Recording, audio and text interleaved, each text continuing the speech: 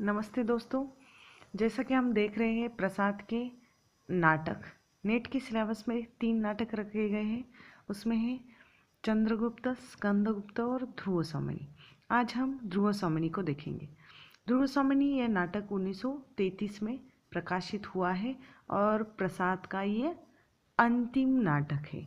नाटक का कथानक इतिहास से लिया गया है।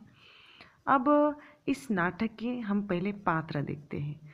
उसमें है पहला चंद्रगुप्त, रामगुप्त जो राजा है, शिखर स्वामी अमात्य है, पुरोहित है, शक्कराज है, खीगल है, मिहिरदेव है, ध्रुव सौमनी, मंदाकिनी, कोमा।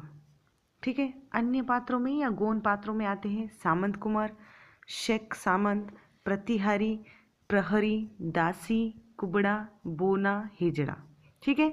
अब इस नाटक का जो विषय है, स्त्री पुरुषों के असंतुलित संबंधों को प्रसाद ने इस नाटक के माध्यम से चित्रित किया है। जैसा कि हम देख रहे हैं कि ध्रुव सौमनी एक स्त्री का नाम है जो महादेवी है, रानी है वहाँ की, और उसके ही इर्द गिर्द इस नाटक की कहानी घूमती है। यानी स्त्री संघर्ष की गाथा इस नाटक में, जैसे कह सकते हम, स्त्री जीवन की गाथा इसमें चित्रित हुई है, जो समय आने पर अपने अस्तित्व की मांग भी करती है।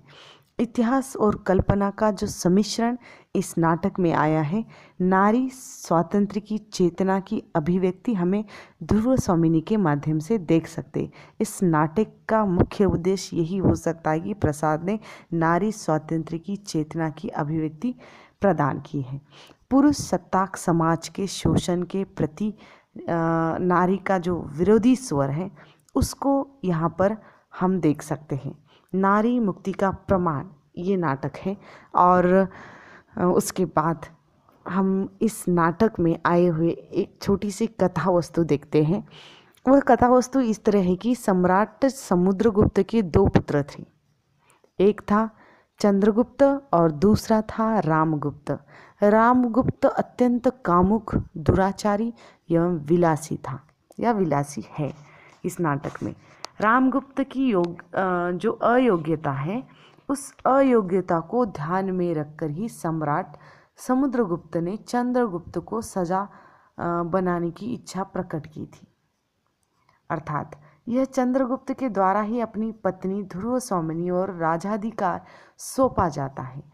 यानी चंद्रगुप्त अपने रानी, जिसे वो स्वयं प्रेम करता है, उसे और इतना बड़ा राज्य वो अपने भाई को सौंप देता है। उसे लगता है कि भाई सुधर जाएगा, लेकिन विलासी रामगुप्त अपनी सुंदर पत्नी को कारावास की सजा देता है, क्योंकि उसके मन में कहीं न कहीं है कि वह ध्रुव सौमनी चंद्रगुप्त को चाहती है, मुझे नहीं। वह उस पर स्वामित्व जताना चाहता है, उसे सिर्फ पत्नी मानता है, लेकिन उसे प्रेम नहीं करता। वह स्वयं सुंदरियों के संपर्क में रहकर अपने जीवन और समस्त राजकीय व्यवस्था को आहुति देने लगता है।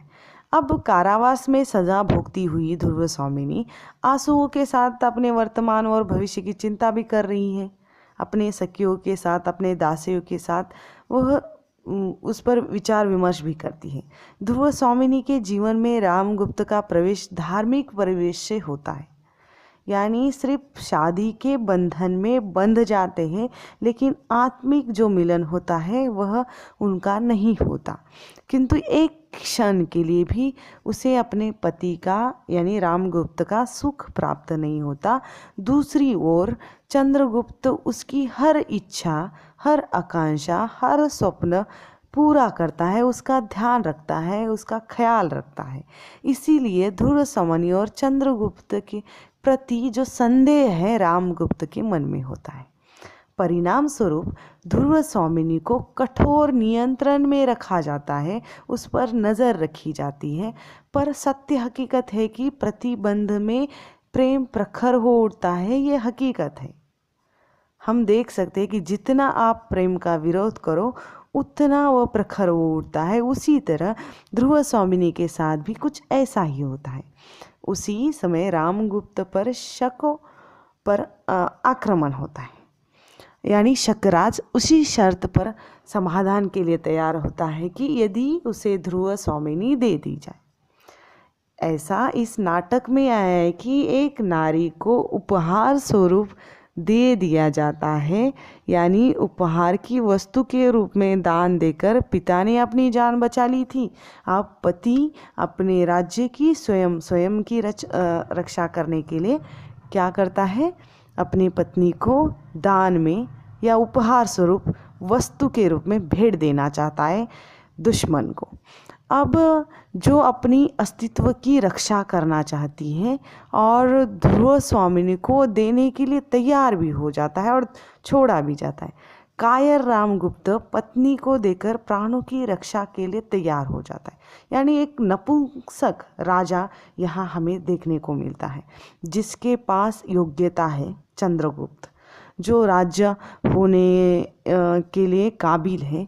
ऐसे राजा को वहाँ राजा न दिखाकर एक नपुंसक, एक जो अयोग्यधारी राजा को शासन दिया जाता है, ये हमने इस नाटक से देख सकते हैं।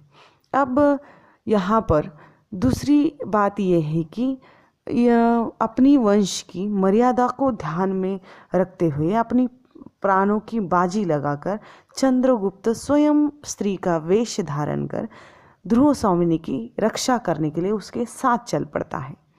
चंद्रगुप्त में शासन चलाने की पूरी क्षमता है, उसमें पूरी योग्यता है, व्यक्तित्व की गरिमा है और वह स्वर इसमें हमें देखने को मिलता है। अब यहाँ वहाँ के जो राजमहर्षि हैं सभी लोग चंद्रगुप्त को बहुत पसंद करते हैं।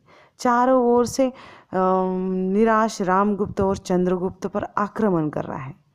अब वहाँ पर वो शकराज की हत्या करता है द्वंद्व युद्ध में, और फिर यहाँ आकर उसे लगता है कि कहीं न कहीं एक स्त्री का अस्तित्व यहाँ मिट रहा है, एक शासन अच्छा नहीं हो रहा है। इसीलिए चंद्रगुप्त अपने भाई रामगुप्त का विरोध करता है, और जब भाई कपट से चंद्रगुप्त पर पीछे से वार करने लगता है तो चंद्रगुप्त के सैनिक वहाँ पर रामगुप्त पर हमला बोल देते हैं और वहाँ पर रामगुप्त की भी हत्या हो जाती है।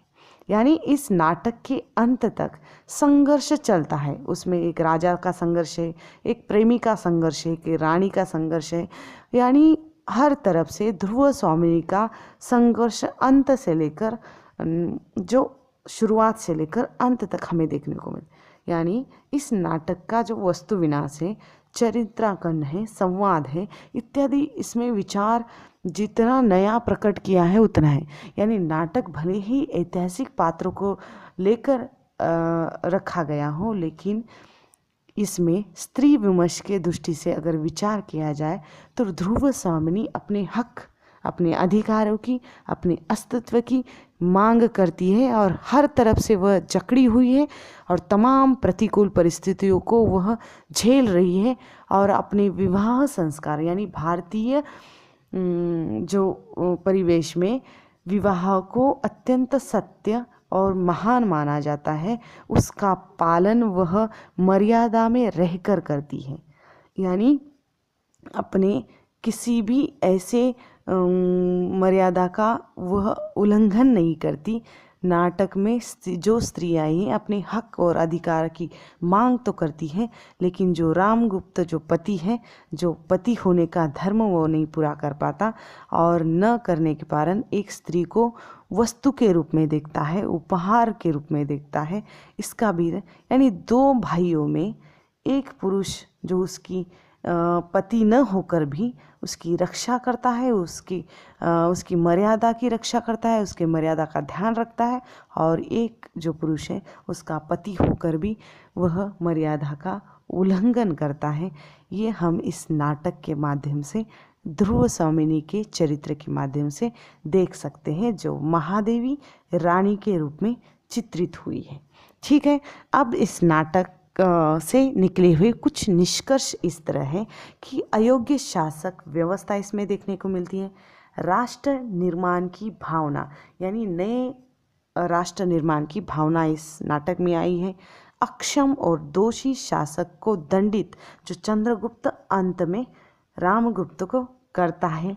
स्त्री मुक्ति की मांग भी इसमें आई है, जैसे वह ध्रुव स्वामिनी करती है कि मैं कौन हूँ, मेरा अस्तित्व क्या है, ऐसे वह सवाल पूछती है। और वह कहती कि जो मेरी या अपनी पत्नी की स्वयं की रक्षा नहीं कर सकता, वो उसको कोई हक नहीं बनता कि वो उस पत्नी को किसी को उपहार स्वरूप दे दे। ऐसे भी वह प्रश्न उठाती हैं। यानी प्रसाद के काल में पहली बार ध्रुव स्वामिनी के माध्यम से प्रसाद ने स्त्री विमर्श की जो चिंगारी है वो भी लगा दी है, और उन्होंने कह दिया है कि ध्रुव स्वामिनी एक ऐसा चरित्र है कि स्त्री पात्र को बांध कर रखता है। और उससे ही ये नाटक इतना प्रसिद्ध रहा है प्रसाद का। और वह अपने हक अधिकार अपनी मांगों के बारे में सचेतन है और अस्तित्व की मांग करती है, शोषण का विरोध करती है, जो पुरुष सत्ताक समाज का विरोध करती है। यानी हर तरफ से वह एक सशक्त नारी के रूप में अंत में उभरती है। और अंत में इस नाटक में चंद्रगुप्त और ध्रुव स्वामिनी की जय जयकार होती है। और उनके यानी प्रेम का एक जो रूप इसमें आया है कि यहाँ प्रेम वासना नहीं है, प्रेम यहाँ पर अत्यंत उच्च कोटि का है, यहाँ मिलन नहीं है, फिर भी एक दूसरे के प्रति अगाध प्रेम इसमें चित्रित हुआ है। ठीक है, आशा करती हूँ कि मेरा ये प्रयास और मेरी ये चर्चा आप लोगों को पसंद आएगी। और अगर आप लोगों को मेरा ये वीडियो पसंद आया तो प्लीज़ लाइक, सब्सक्राइब और शेयर कर दीजिएगा। धन्यवाद।